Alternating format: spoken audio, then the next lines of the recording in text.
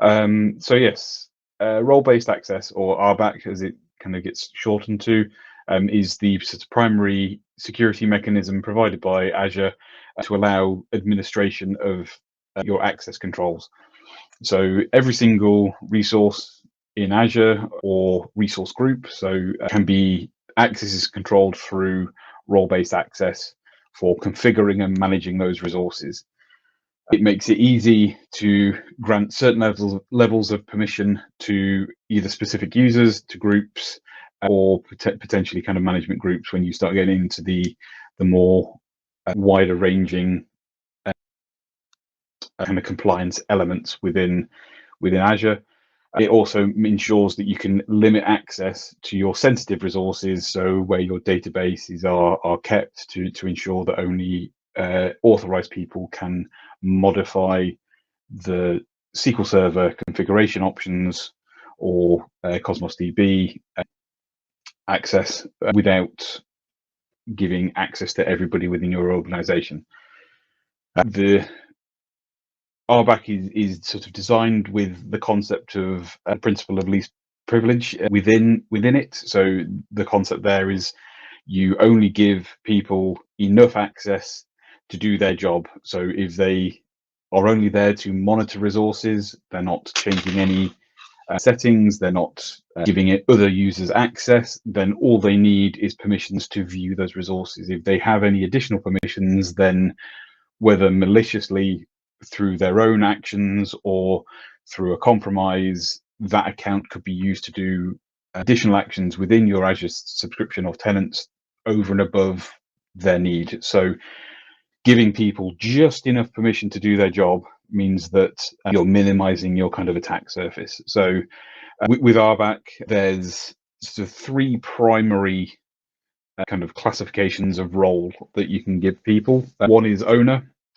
where they have full access to the resource and also to give other people access to the resource. You have the contributor level, which is you still have access to manage the resource, so you're changing configuration items, but you don't have the permissions to change permissions. And then you have reader, which is the level where you are specifically just there to read the configuration. You have no permissions to change anything, and certain sensitive elements of the configuration you don't have access to either. So this could be things like access keys within a storage account, or connection strings within a SQL Server, as in, because this thing would give you access to the actual data within the resources being used.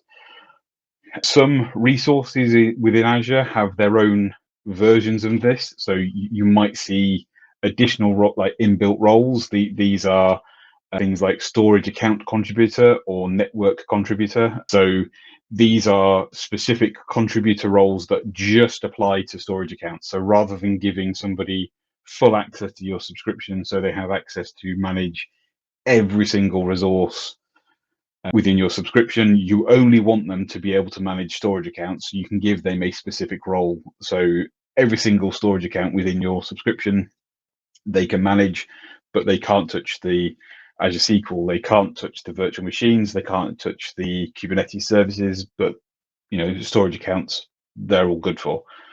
So yeah, for example, another one is virtual machine contributor. So they can create and manage virtual machines, but they can't modify, say, the network configuration or the storage accounts associated with those virtual machines. They're just there to manage and maintain the virtual machines themselves. On top of these inbuilt roles, you can create your own custom roles within Azure. So this allows your administration team to create specific roles within Azure for your business. So depending on kind of your business needs, you can tailor these permissions specifically to your business. So you can ensure that you're managing access to your resources to specific levels. So whether it's a first tier technician versus a second tier technician versus a full-blown administrator, you can tailor them so over and above these kind of base contributor and like owner roles and reader roles.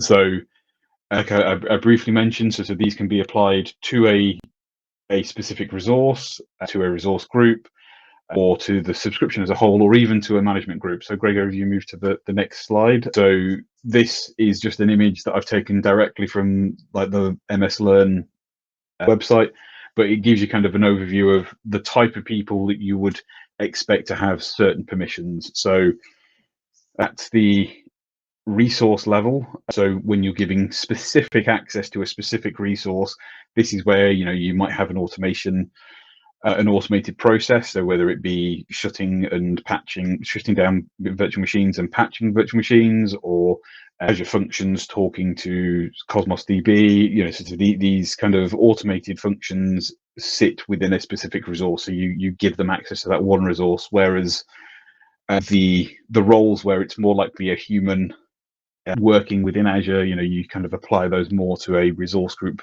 or a subscription, or potentially even a management group if you've got that kind of level of control. So, like I briefly mentioned, sort of your reader role is just for people that are kind of observing and watching the behavior of Azure.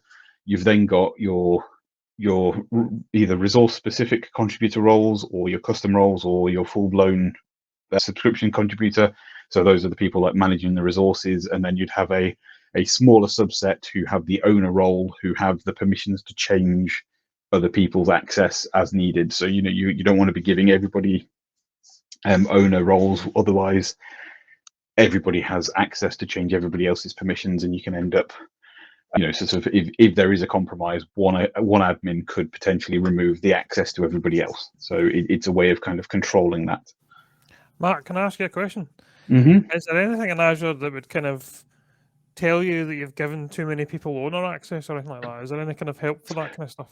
Yeah, so alongside, so I think we briefly mentioned on it previously, but Azure Advisor and kind of Defender for Cloud, which is something I come to slightly later in my slides, monitors configuration of resources. And within the Azure Advisor, and it will do sort of security analysis. And sort of one of those things is that it gives you a security score, and one of those things that affects the security score is how many owners you have within your subscription, how many people you have without multi-factor authentication, which is what Simon talked about, and so these specific checks are done as part of Defender for Cloud. So I'll talk about that briefly as I get to those slides further on. But there are sort of checks for to make sure that you're not giving too many people access to everything. Just before you jump on that, I have a question for you. So in terms of manageability when deploying the roles, would you say that it's better to do it granularly by adding the user individually to the role, or would you do it as a group and use dynamic groups to make the management easier? It depends if you have access to dynamic groups. Dynamic groups are a good way to go. So dynamic groups use kind of rules to add people and remove people from groups as they become compliant. Applying things to just general groups is generally better in that when you have somebody starting, if they're a second tier a technician within your business, you can add them to the second tier group, and away they go. They've got the permissions that they need to do their job. Giving people specific levels of access depending on that person means that you have a greater kind of administration overhead. Cool, thank you. Okay, so moving on. So with the enforcement of RBAC, so RBAC kind of applies to all resources within Azure that are deployed via, it gets a little bit confusing, so ARM resources. So ARM stands for Azure Resource Management. It's not the chip that lives in your phone. That's a different type of ARM. But ARM resources are the newer resources. There's still some resources that are called Classic, but they are diminishing by the day.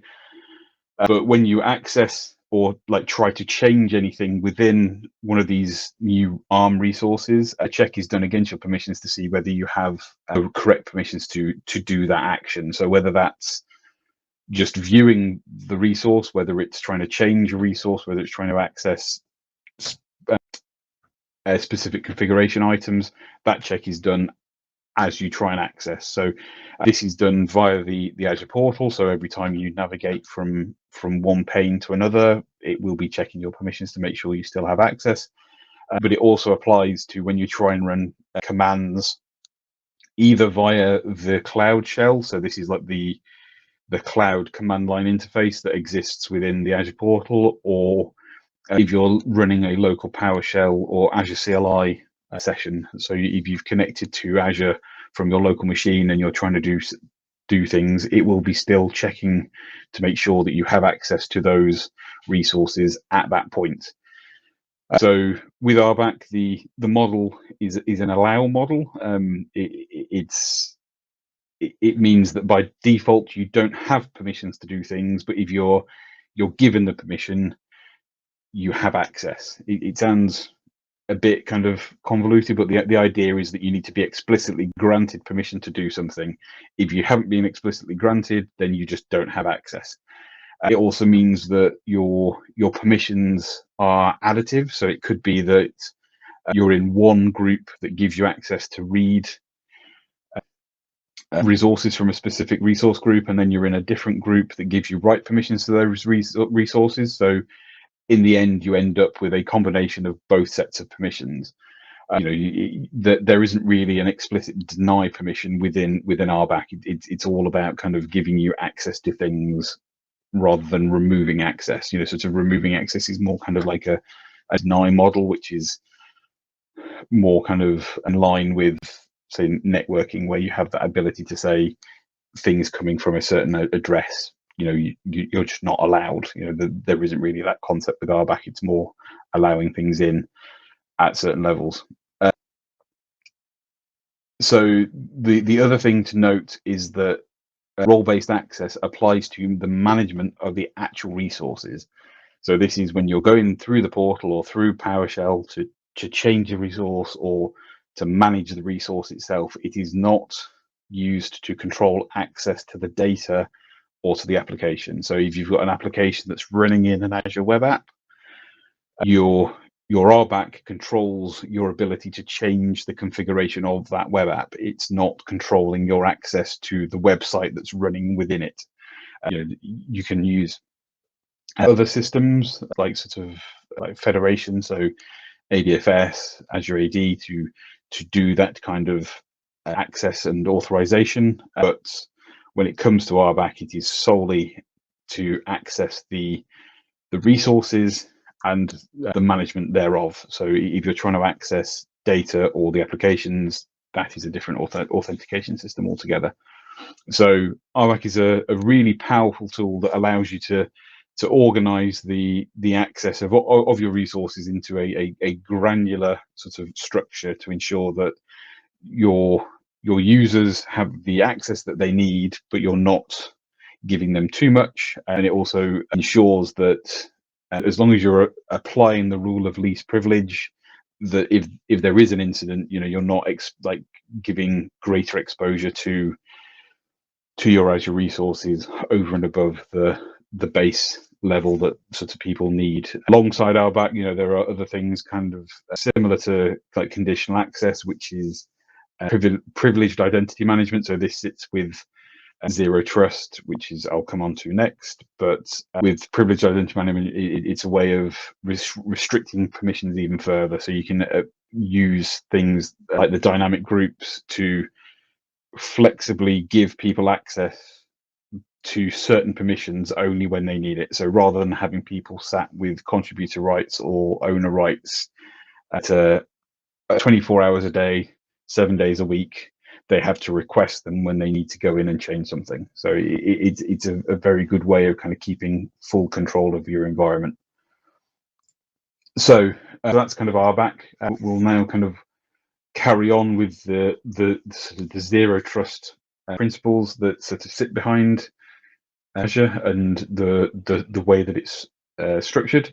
So zero trust is just a concept. The name hopefully gives an idea of what the concept is, but it's basically to trust nobody, rather than in a an old kind of corporate world where you had a head office, and if you were plugged into a network port within that building, your device was then trusted, so you could access resources within the network, and you could move between floors or sort of between potentially even buildings. But you were within the corporate network. You were a trusted device on that network. Zero Trust spins that on its head, and it effectively assumes that there is a breach at all times, and it shouldn't trust anybody. So every time you are trying to access a resource, whether through single sign-on or through a authentication prompt, you are being prompted and checked for authentication and authorization at every step of the way. So it's a model that kind of advocates use to ensure that the security of your network is at the utmost. So rather than allowing devices just to be trusted because they're on your network, that is out the window. Sort of you need to prove your credentials and that you have access to these resources.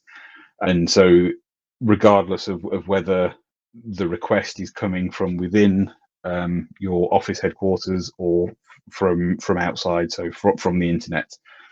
So there's sort of three kind of core principles within Zero Trust. And so if we can go to the next slide, that's where they are. So it's the principle of trusting nobody and always verifying. So this is where explicit verification comes in. It's working on the assumption that an attacker has already gained access to your network and is potentially operating undetected. So the way to sort of lock that down is to try and force authentication through access controls and multi-factor authentication to ensure that even if you are in a trusted network, that only authorized users and devices can access the sensitive resources. So this assumption that the breach has already happened means that you're already trying to mitigate any exposure. So the way that this sort of exposure could be done is by segmenting the network to ensure that only communication flows from resources that should be talking to each other. So instead of having all your virtual machines in one large virtual network, you segment them off, so only the virtual machines that should be talking to each other can. It's with this segmentation, you can also bring in additional controls, so you can start to analyze the network traffic to make sure that if the communication between virtual machines changes, or if there's somebody trying to access other machines, then that communication is flagged at an earlier state. This segmentation also helps to minimize the blast radius. So if there is a breach, sort of the attackers can only get so far, because they can only get from, so rather than all the VMs being together and the attacker can get to everything, and if an attacker takes over a machine A, it can only get to machine B and it can't get further because machine A can only talk to B. So the way to this minimizes the ability to move laterally through the network, and kind of the monitoring of these communication means that any potential threat is minimized. The other element of Zero Trust is the coming back to the principle of least privilege, and this is to ensure that your users only have enough access to achieve their goal. So this is where things like privileged identity management, which gives you just-in-time access, is what they call it. So this is where users can request the permissions that they need, and it gets authorized and escalated, but there's an audit trail of the people with these permissions, and they're given for a set period of time before they're removed again. So if I needed administration privileges over a subscription, I don't have that 24/7 365 days a year. I only have it when I need to do something that requires me to be able to change users' permissions. So zero trust networks only grant access to devices based on their ability to authenticate. So if a device or a user can't authenticate to their network, then they just don't have access to their resources anymore. And it means that it's a way of ensuring that your resources are more protected than a traditional kind of corporate network structure, where once you're in the building, it's assumed that you're fine because you're on a trusted device. It's just that little extra layer of protection.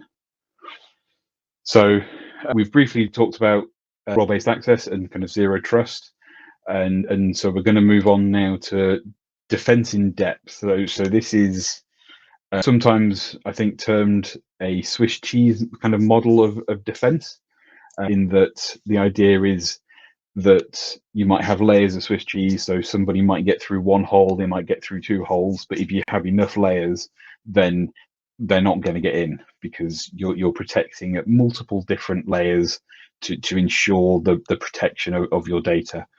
So if we move to the next slide. So the idea of defensive depth is, like I said, it's like multiple layers protecting your data. So you have some protections on the data itself. You have application protections, so people stopping you getting access, all the way up to physical security. So people stopping you getting access to the data center itself. And the idea of this is that each layer tries to mitigate and minimize the impact of a potential breach. And it also works on, so it's working on the theory that no one layer of security is probably going to be good enough by itself.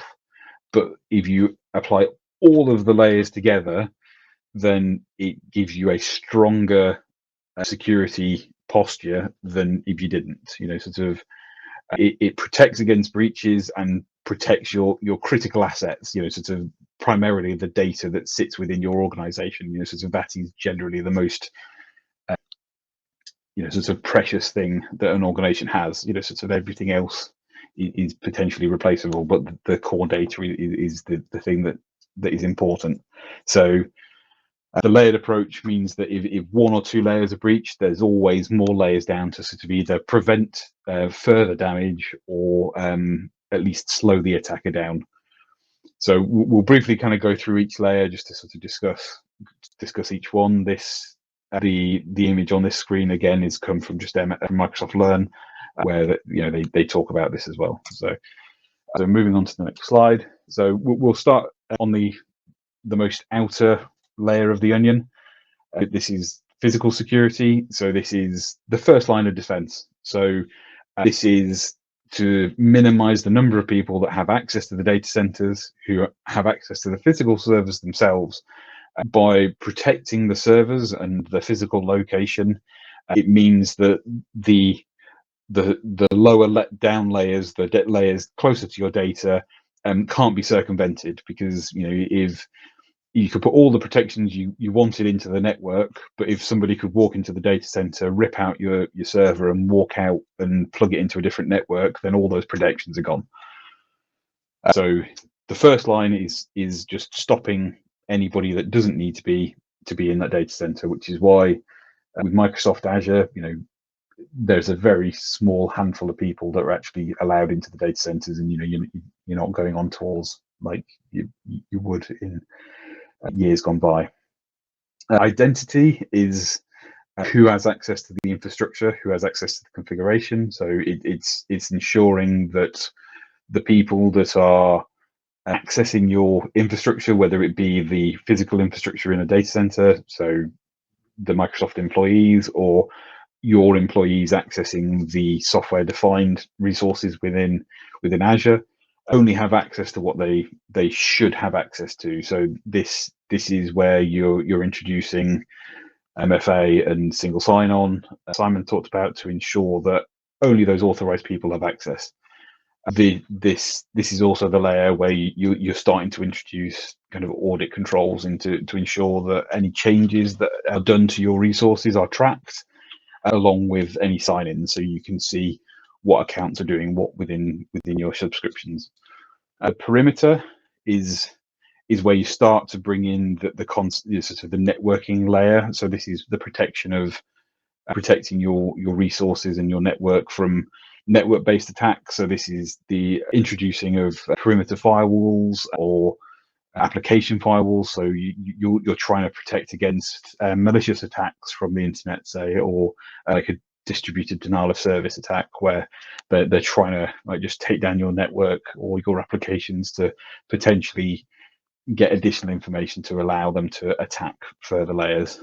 The network layer is more about your internal networking, so it's limiting to connectivity to what is only required. So if your application needs to talk to your database but you have a firewall in front of your application, then your firewall doesn't need to talk to the database. So it's minimizing the communication through your network using the zero trust principles. This reduces the risk of movement from one compromised resource to the next.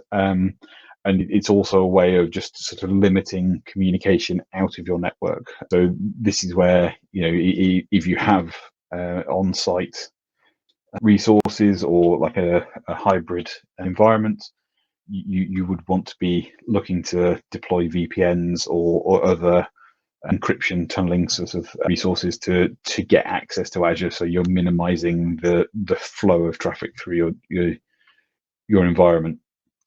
So moving on to compute, so the next slide. So this is the protection of the VMs or the resources you're using within Azure. So it's more when you're looking at infrastructure as a service resources where you are in charge and responsible for the operating system. So you're ensuring that the operating systems are patched and they're malware free, and you're running some kind of endpoint protection. So if there is some compromise, you're alerted to it, and you're not just oblivious to somebody sat on your network for 6 months trying to get into the next layer.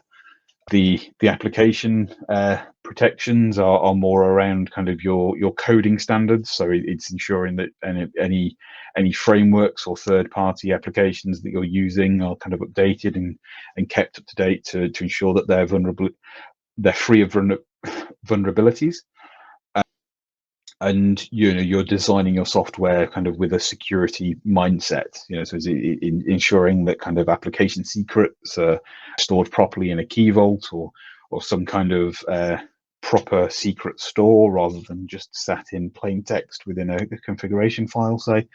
And then the final layer of the onion within the defense is the data itself. So where your databases are. So whether this be in Azure SQL, in Cosmos DB, or as Lisa spoke about earlier today, in a storage account, it could be data within virtual machines. Your final layer of control is just ensuring who has access to this data. Is the sensitive information kind of up to stored in a confidential manner? Kind of have you ways of verifying the integrity, and have you got ways of ensuring that it's always available as needed? So this concept of kind of confidentiality, integrity, and availability, if you're used to doing things with like ISO 27001 or sort of similar kind of compliance kind of frameworks, kind of those terms as a whole for your data integrity is quite a common thing. So they're always looking for ways to ensure that you have complete confidence in your kind of data storage. So this is how kind of the defense in depth works within Azure, and it does come up on the exam a little bit, but like I said, I like the concept of the sort of the Swiss cheese model, in that sort of somebody might get through one layer, but there's always more layers there to sort of slow them down and sort of stop any access to your potential like your data, which you're looking to protect. So finally, we're going to move on to Defender for Cloud, which is sort of the last string in the sort of security side of things.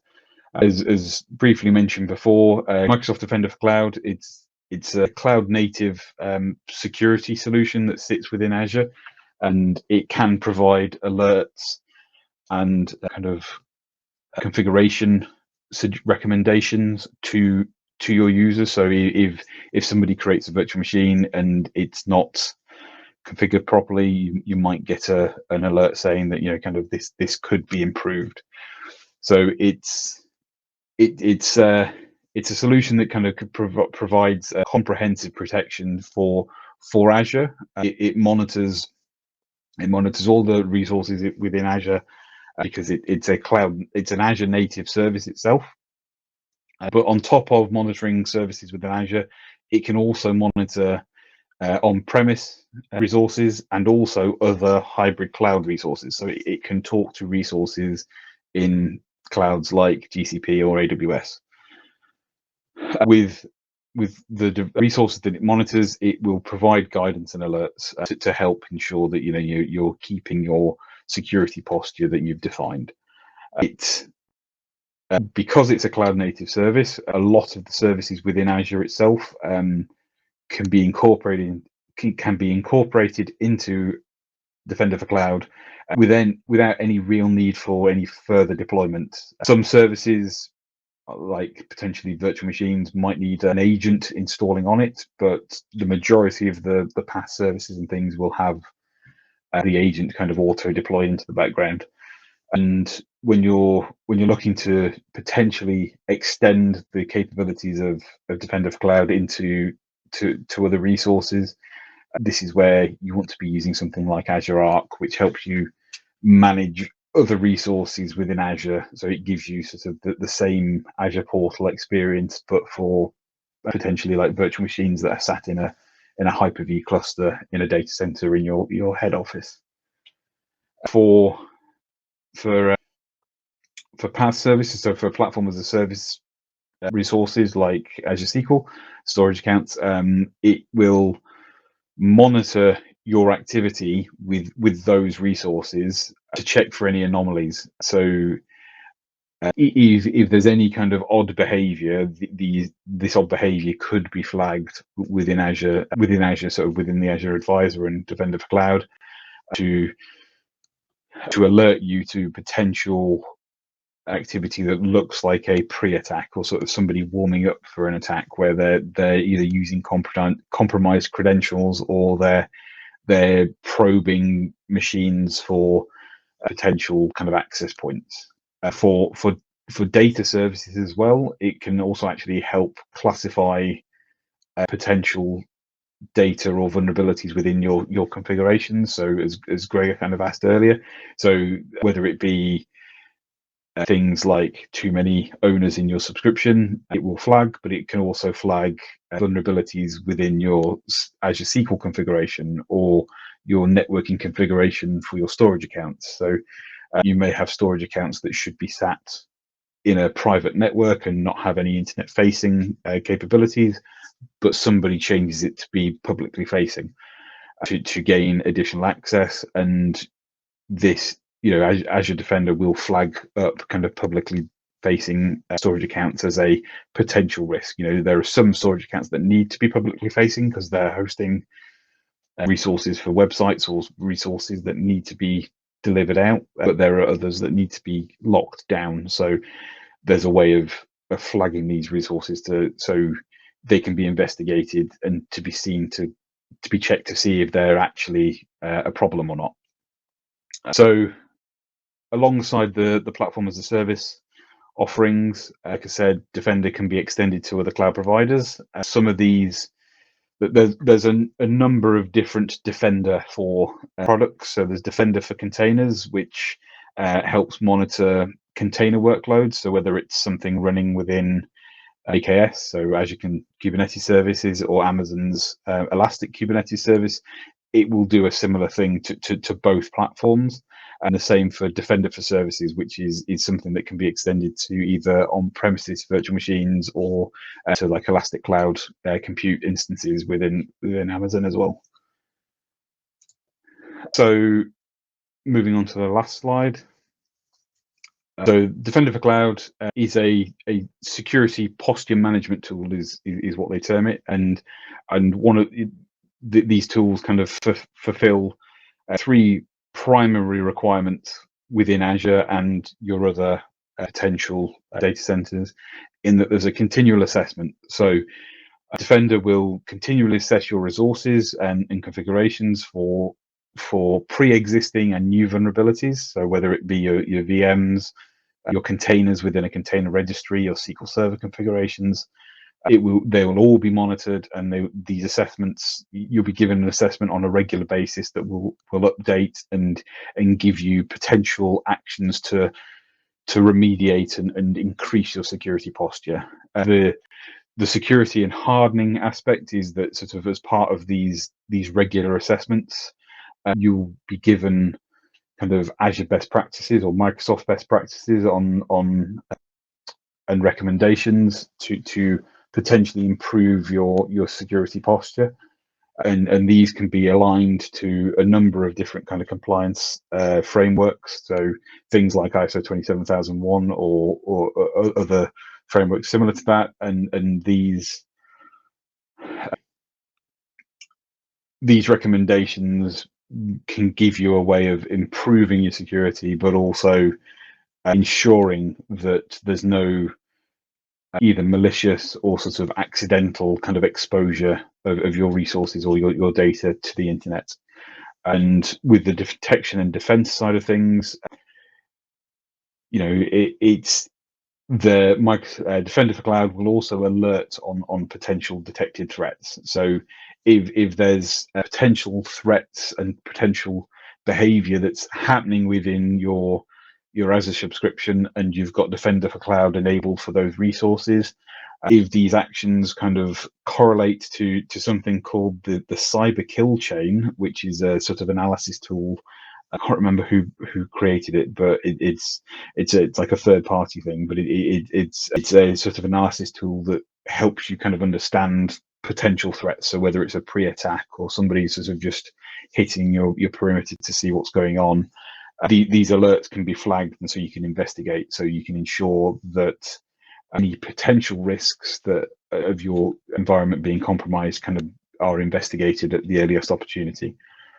So Defender is there to kind of give you the advanced threat protection for your workload. So whether it's within Azure, within AWS, GCP, or even sort of on-premise kind of virtual machines, this monitoring and alerting just helps you protect all your environments against potential threats. So that's pretty much Defender for Cloud. Are there any questions?